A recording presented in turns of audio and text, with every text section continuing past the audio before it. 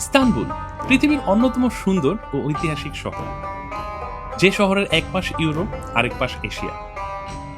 এই সেই শহর যেখান থেকে অটোমান সাম্রাজ্য ব্রিটিশ সহ পৃথিবীর অধিকাংশ দেশ শাসন করেছে। একে মসজিদের শহরও বলা হয়। ওসমানী শাসন আমলে বিভিন্ন সুলতান পর্যায়ক্রমে গড়ে তুলেছিলেন পৃথিবীর অন্যতম সুন্দর মসজিদগুলো। বাইজেন্টাইন সাম্রাজ্যের সময়ে এখানেই নির্মিত হয়েছিল খ্রিস্টানদের সর্ববৃহৎ গির্জা আয়া সোফিয়া, যা পরবর্তীতে অটোমান সাম্রাজ্য এটি মসজিদে রূপান্তরিত করে। আজ নেই অটোমান সাম্রাজ্যের শাসন, কিন্তু রয়ে গেছে ইতিহাসের সাক্ষী হিসেবে তাদের রাজপ্রাসাদ, মসজিদ আর পাথরের তৈরি এই রাস্তাগুলো। ইস্তানবুলের অন্যতম আরেকটি আকর্ষণীয় দিক হচ্ছে এই বসফরাস প্রণালী, পৃথিবীর সবচেয়ে সুন্দর এবং অন্যতম ব্যস্ততম প্রণালী, যা আন্তর্জাতিক বাণিজ্য ও পণ্য পরিবহনে বিশাল ভূমিকা রাখে। আধুনিক আর ঐতিহাসিক মেলবন্ধনের এই শহরটি যেন রূপকথার এক স্বপ্নের শহর। ইস্তানবুলের এই ধারাবাহিক সিরিজে আমরা আপনাদের ঘুরিয়ে দেখাবো অটোমান সাম্রাজ্যের রাজপ্রাসাদ তপকাপি প্যালেস, সুলতান সুলাইমানের সমাধি, আয়া সোফিয়া, সুলতান আহমেদ এবং ওসমানী মসজিদ, ইসলামিক মিউজিয়াম যেখানে আমাদের প্রিয় নবী হযরত মুহাম্মদ সাল্লাল্লাহু আলাইহি সাল্লামের দাড়ি ও দাঁত মোবারক সহ ওনার ব্যবহৃত জিনিসপত্র,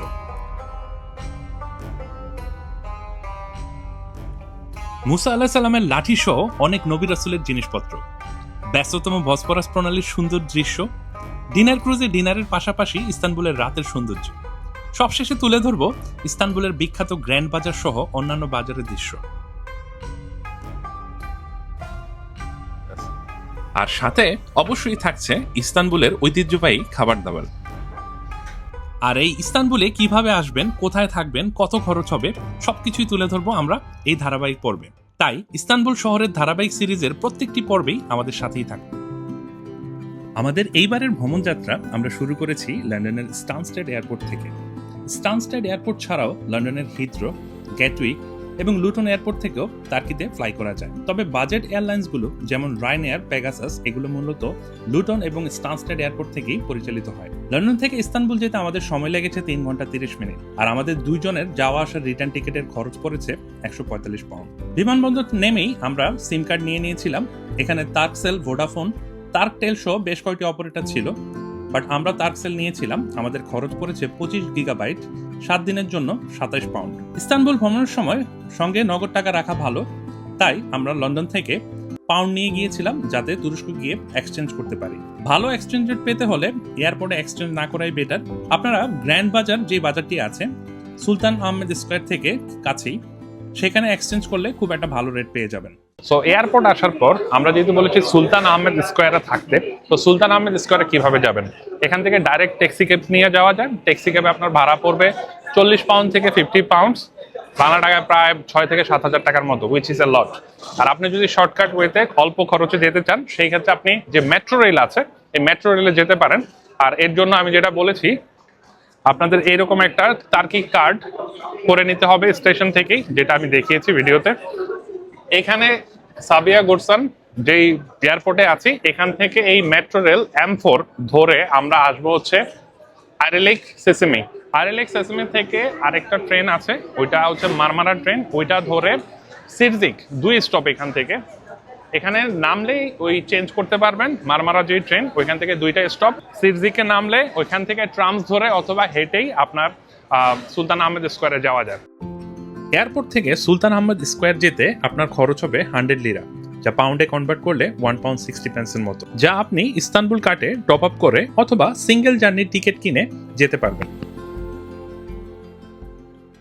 সো আমি ইস্তানবুলের ব্লগটি এমনভাবে সাজিয়েছি অনেক কষ্ট করে। আমার যেই কষ্টটা হয়েছে এটা যেন আপনাদের না হয়, সো এটা আমি এমনভাবে সাজিয়েছি সম্পূর্ণ ব্লগটি আপনারা দেখলে আপনাদের এখানে এসে কিভাবে চলবেন, কোথায় থাকবেন, কোথায় যাবেন খুব ইজি হয়ে যাবে। সো কোথায় থাকবেন, এটা আমি এখন দাঁড়িয়ে আছি সুলতান আহমেদ স্কয়ার। আপনারা বেসিক্যালি এই এলাকাটাতেই থাকবেন।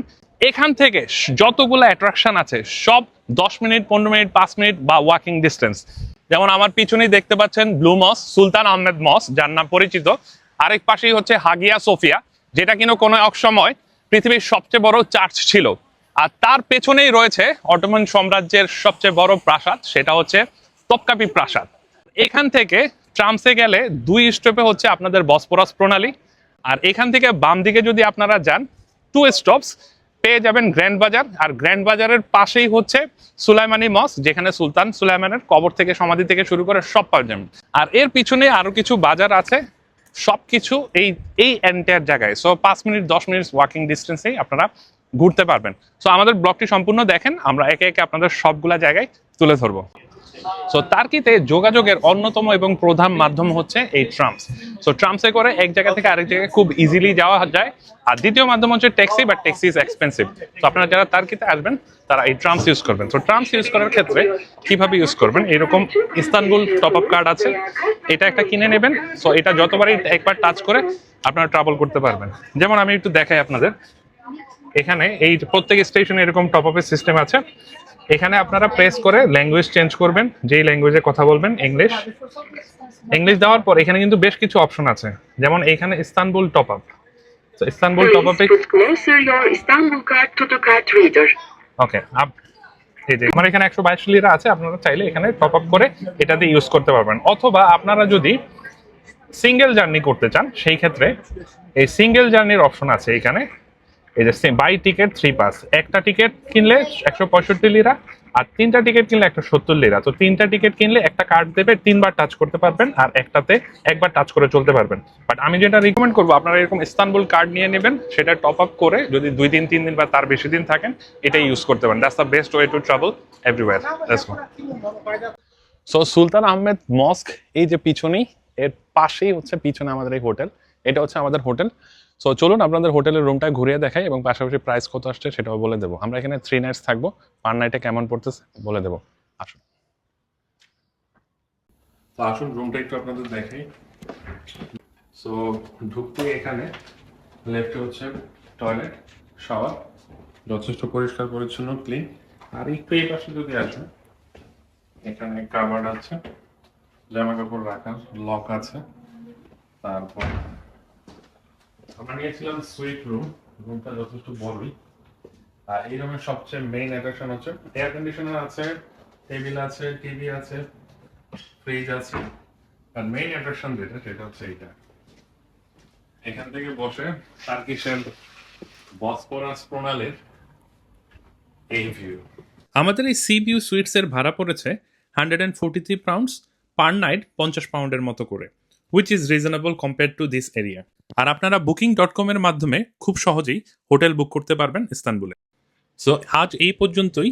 তুরস্ক ভ্রমণ সিরিজের আগামী পর্বগুলোতে আমরা একে একে সবগুলো অ্যাট্রাকশন আপনাদের তুলে ধরবো। সো আগামী পর্বগুলো দেখার আমন্ত্রণ জানিয়ে বিদায় নিচ্ছি। Till then, be happy at all time.